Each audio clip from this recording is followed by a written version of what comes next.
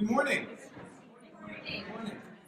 My name is John Moss. I'm a fourth grade teacher and educational technology leader at Pine Grove Elementary School in Avon, Connecticut. And today we're talking about how you can create a collaborative classroom using 21st century resources so that you can facilitate 21st century student collaboration. During my talk today, feel free to visit my website, mossteaches.us, if you're able to get on the Wi-Fi, so that you can download the materials that we have and watch on with us. And that everything is going to be available on the website after our session today. I'm also going to have a video of the talk available as well. When you get to the website, just click on Teachers and Technology, and that'll get you to all the different resources. You know, we all know here in this room the value of student collaboration and that higher level of thinking that comes with student discourse as they're sharing their ideas and they're talking and debating and persuading and loving all of that interaction. And that makes our jobs as a teacher worth doing. We've all had those great moments where we kind of sit there and we stand back and we don't need to say anything and it's just happening. And then we've all had those moments where it doesn't go that way. Where should you put our last picture? Well, if you were doing your fair share and quit bossing us around, then we'd be done by now. You're kidding, right? She's been hogging all the work. Guys, we have to get our work done. Yeah, guys, what should you make our title? How about Midwest cuisine?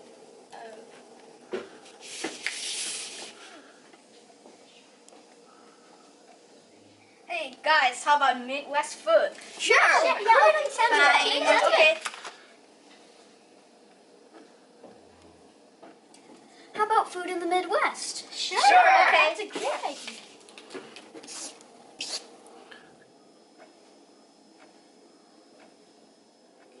Guys, how about goodies in the Midwest?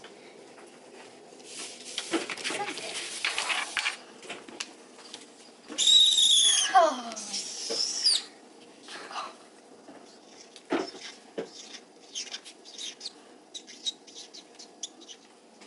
Guys, I found a better picture than the spaghetti.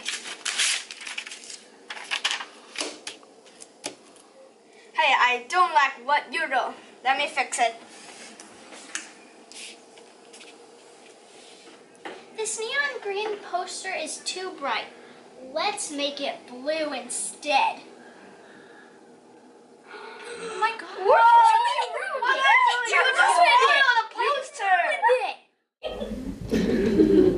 All right, so what went wrong here other than just about everything? A lot of these challenges were really familiar to us. The challenge of people not able to agree on sharing the workload, challenges of time management. But then there were a couple of challenges here that probably seemed a little bit far-fetched to you. The idea of somebody tearing a picture off of a group poster and replacing it, that doesn't typically happen. Certainly the idea of let's get a cup of paint and pour it on the poster to change the color, of course that's not going to happen in a conventional group collaboration activity. But when you're using 21st century tools like Google Docs, Google Sheets, Google Slides, where that sort of formatting changes can happen really easily, those sorts of challenges are new things for you to overcome. So my idea today is that there are collaboration challenges that exist when using 21st century tools that don't exist when you're using conventional tools. And today we're going to look at what are they and how do we overcome them. I was really fortunate last year to collaborate with a wonderful educator, Erin Dolch, in my school, and she and I did a lot of joint activities with our students. Because we were in two different classrooms, we had a lot of occasion to use collaborative e-learning tools. Everything I'm going to talk about today is in the Google Apps suite.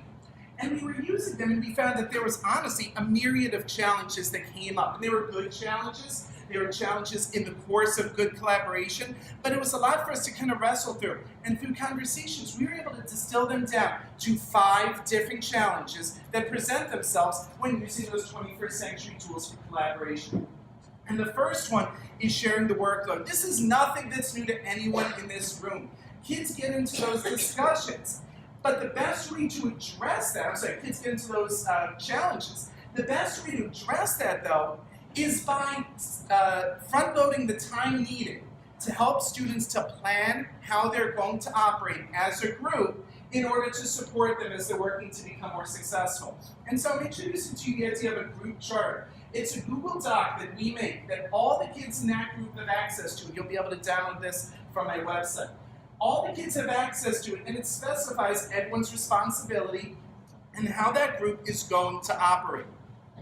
So I'm going to jump around. This is actually the second part of the group charter, and it's our social contract. The social contract comes from the Flippin' group. They make a program called Capturing Kids' Hearts, which I encourage you to take a look at. And at the beginning of the school year, we asked our students 4 questions as a class, and they answer them, and we're able to use their responses to those 4 questions to develop a social contract for our class. And the idea is that each group should have their own. So if there's a group of students who go for math support, they might develop their own social contract. When my whole class goes to music class, they'll develop a social contract. And with that logic in mind, we really thought it was valuable to have the students work to develop a social contract just for their small collaborative groups. Even if they're only going to exist in that form for a couple of weeks, the time was still worth it to have them develop it to make their own micro social contract of sorts. And I'll show you an example of how these look a little bit later on. So the question remains, how will these groups work? You know, kids being new to a lot of collaborative e-learning tools, they think that because they can each be on a different page of a Google Doc or a different slide in a Google presentation, they think that they're collaborating when really they're just all working individually on a shared document. And we call that parallel collaboration. The idea that each person is working to complete a task independently, and that at the end, they're going to all come together to form a product. And this does have merit. At the start of the year, this can be a really good stepping stone as we help students to develop their collaborative skills. And also, to be honest, it takes a lot less time because you have all the different tasks being completed simultaneously and then being assembled at the end. But what we really want to push kids toward is the idea of collective collaboration, where each person is involved in all of the different tasks of the project. And that's a great thing because it builds that higher level of student discourse. There's more sharing of ideas when they're engaged in collective collaboration. With that, of course, comes the challenge of the potential for more conflict. And again, that's a great problem to have. We can work through that and help kids to learn. And obviously this does take longer because everyone is doing each part of the project in some way. So I'll show you an example now. This is a work plan. This is now the third part of our social contract, of our group charter. And the work plan is where they really specify at the start of their project, how are we going to operate as a group? So they put their names in here. Let's just jump ahead. I'm going to show you an example. So we've got a group with Mary, Oliver, and Sue, pretend names here. And they've decided, this is a project they did on Midwest food. And so they decided for phase 1, which they call note-taking, this is all student-driven, they were all going to be involved in all parts of the note-taking so that they had a common understanding of the material that they're going to be learning about. Phase 2, for making the presentation, they decided to divide up the responsibility of who was going to focus on what. You can't see it here, but they were also dividing up the responsibility for phase 3. So really, they're doing a hybrid. They're doing a little bit of collective collaboration and a bit of parallel collaboration. And that model really works out very well for students. But by structuring this ahead of time, there's no disagreement about, well, you're not doing it and you're doing too much and I'm not getting a turn. Everyone knows exactly what their role is so that they can be more successful when they're working as a group. There are really 2 challenges in this next one, staying productive. And the first challenge is that there's no natural permanency in a perpetually editable document. Here's what I mean by that. You saw in the video that group, they gave a title to their poster, and that was great, and then they changed it and they crossed it out. And for a lot of students, they'd say, oh, that's kind of strange, and they'd recognize that there's that natural permanency to, okay, we've titled our poster, we're moving on to the next piece. But in a Google Doc or a Google slideshow, there's so many opportunities to come back and continually make that changes. So even the most productive, on-task, rich conversation can still be ongoing. And we need to provide supports to students. So this is now the first part of our social contract. We're going backwards. And we have 4 different group roles. And a lot of these are going to be familiar to you, particularly these 2. The role of the facilitator, they're in charge of keeping the group productive. And there's also the role of the timekeeper, making sure that the group is aware of not only their deadline for completing the whole task, but the deadline of one part of the conversation. They can agree upon those thresholds together. There are two other jobs which I'll come to and explain in just a moment. So the other challenge is monitoring that productivity. Not just maintaining the productivity, but monitoring it. If you're using iPads, if you're using Chromebooks, laptops, even if you're in a computer lab, we can see our students typing, clicking the mouse, tapping the screen, whatever, and it can look productive. But raise your hand if you've ever had that moment of, okay, my kids look like they're doing the right thing. Are they actually doing what I want them to do? I think a lot of us have had that moment. And certainly, a good teacher floats around the classroom and monitors, but let's be honest, our kids can be very quick to hit that Alt-Tab button or switch screens to get back to it when they see the teacher coming. And so our district is really fortunate to have an app called Hapara. Hapara lets us monitor what's on the screen of each of our students when they're using Chromebooks. We're a Chromebook-based district. When they're using their Chromebooks, so that we can see what's going on. And it's a great tool. You can see they should be working on extra math, but here's student 5. Oh, how dare he brainstorm idea for a social studies project. If only that was the most off task that our students ever got. Wouldn't that be a great thing? So it can be a great tool. Sometimes you can even just put it up on your smartboard. So instead of them being accountable to you, they're accountable to the class. Your student 1 and 4 who are working together on a project, geez, student 5, get back on our project. We need you to help us. They're accountable to one another rather than just being accountable to you. So the third challenge is one of technical difficulties. Let's face it, there aren't many technical difficulties that can happen when you're making a poster as a group, unless somebody dumps a bucket of blue paint on it, I guess. But as refined as our e-learning tools are in 2016, glitches can still happen. Most of the time, those glitches come in the form of user error, where somebody moved something, dragged something, changed something, deleted something, reverted to a previous version, something, and they come running up to you. Oh, my text disappeared. I lost whatever I needed. And it can be a big challenge. And so to combat that, we have, again, our group roles. We have the role of the technician. We took out the roles of a recorder and a reporter because in 21st century tools, everyone can be a recorder for their group in their shared document. And hopefully, everyone's going to take on the role of being a reporter. So we replaced one of those roles with the technician. And their job is to own the document and then share it out with the people who need access. And when something goes wrong, they fix it. We have the Google revision history, which can be a really great tool because nothing is ever lost. Wait for it. And there's the asterisk. Unless, of course, something really bad happens and then something is lost, then you have to say to the kids, oh yeah, okay, I guess it really is lost forever. But we try and avoid those moments, right, gang?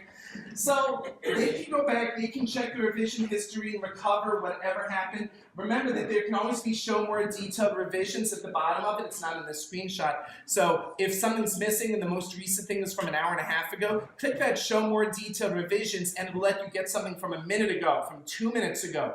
And that way you can fix whatever went wrong. The other benefit is if something keeps going wrong, the teacher can go in and look and see who's the person who made those changes so they can provide support to that student. Now the challenge here is that everyone wants to be a helper. Everyone wants to address when something's going wrong. When 2 people want to fix it, nobody is successful. So that's the other benefit of having the group technician. So it's one person's clear job and you avoid problems like this. The fourth challenge is one of control. E-learning is still a new and novel thing for our students, and everyone wants to be in the driver's seat. So let's take a look at the learning curve that some of our students face when using collaborative e-learning. I'm a control freak and I hate making all the slides together because when I do it, it makes me really mad if someone puts something I don't want. I'm just like, stop, get it away. And that makes sense because typically, we teach students that they are responsible for the content that they create. They're responsible for choosing what they want to write, if it's on a worksheet, on line paper, or even on a document. We need to help kids to develop the skills. We need to teach them how to work collaboratively. Students may be quick to modify other people's work, much to the frustration of that original author. We need to teach kids how to respect their peers' work in the digital realm, just as they respect their peers' work in the real-world setting. You wouldn't expect a 4th grader or any other grade to go over to somebody else's worksheet and cross something out and redo something. Well, we shouldn't expect them or allow them to have that same idea in a digital sense when they're collaborating electronically. We need to help students to find a balance between a sense of shared responsibility that we want them to feel for a group project with the autonomy and ownership that they valuably have for their individual work. And we have to help them to find that balance. And the only way to do that is by conversation. Whether you're front-loading that in a morning meeting discussion, or whether you're being responsive to conflicts that inevitably are going to come up during even the most productive work sessions. The final challenge is one of giving feedback. You know, it's such an important thing for students to be able to provide that feedback, and Google gives kids a great opportunity to provide that feedback electronically. But sometimes it can lack, shall we say, the tact and the grace that comes more naturally to students when they're having a verbal conversation with somebody else. This is no surprise, because think about what students have modeled for them. Repeatedly, adults are opting for electronic communication over verbal communication. We're all guilty of it. I know I am. And so kids are having modeled for them that they should be doing the same thing. It's no wonder that a child can be sitting next to a partner and they'll still opt to have a conversation, or I'm sorry, they'll still opt to leave a comment on the document rather than just turning to their partner and having that exchange. We need to give that support to our students to help them to learn that maybe when you're sitting next to somebody, opt for verbal communication. Save the comments feature for when you're not with the person, either you're in different rooms or when you're at home doing a homework assignment. That's when you opt for it. We can also scaffold students. Now here's that social contract that I talked about at the beginning. This is one that one of my groups developed, so you'll see some spelling mistakes here. And what's great is because it was a shared document that they all created within the past couple of weeks, because it's for their own specific group, we can refer back to it as they're working. So if there's a conflict, I can go up and I can say, hey, Billy, you know, when you made this social contract with your group, you agreed to be patient with people. You agreed to resolve problems through using patience. And when you got frustrated that your group got rid of your idea and put in another one, and you just deleted it, were you being patient? Or were you just rushing to kind of change something? Well, I guess I wasn't being patient. It all goes that easily, right, gang? It always happens like that, yeah. But it can be a really great tool to hold kids accountable. The next one is our last job, and that can really support giving feedback, and it's the role of the affirmer. The job of the group's affirmer is to make sure that everyone feels heard, valued, and respected in that group. And that can often avoid problems before they start if somebody knows, hey, it's my job to make sure that Mikey's idea, even if it's not the one we're going with, gets acknowledged for bringing a lot to the table. We can support that verbal feedback in a number of ways, both for conversations involving collaborative e-learning and for things that extend beyond it. The PQP method, praise, question, and polish, or the 3-2-1. This is my personal favorite. 3 things I liked, 2 questions I had, and 1 suggestion that I had. That can be a great way of giving kids the structure to provide that feedback to their classmates, often critical feedback, in a way that is still respectful and makes sure that everyone, again, feels heard, respected, and valued. So those are 5 challenges. And you may be thinking right now, well, why bother? Because when I was using conventional collaboration, poster projects, things like that, I didn't have all of these new problems. My time went more smoothly. Or you may be thinking, okay, I like the collaborative e-learning, but I'm just going to use some of my conventional ways because, again, they go faster. Why bother to go through all of these extra steps? And here's my reason. First is the higher level thinking that inevitably comes with the successful use of educational technology and that rich discourse that students have. When they can share their own thinking, that sense of ownership that they take, it's motivating for students and it gets them more meaningfully engaged. The other reason is classroom community. Here are my kids this year.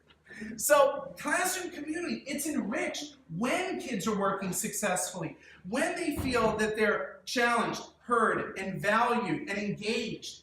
Kids are more actively engaged in what you're doing in their classroom. They're more excited to be in your classroom. They're going to work harder in your classroom. They're going to be more respectful of their peers in your classroom. So yes, you may be spending an extra couple of minutes at the beginning going through, that group charter and responding to challenges, but in the end, you recoup that time through improved productivity in your classroom, and it's just a more enjoyable place to be. And with that, are there any questions I can answer for you? I think I have, about 2 minutes at this point?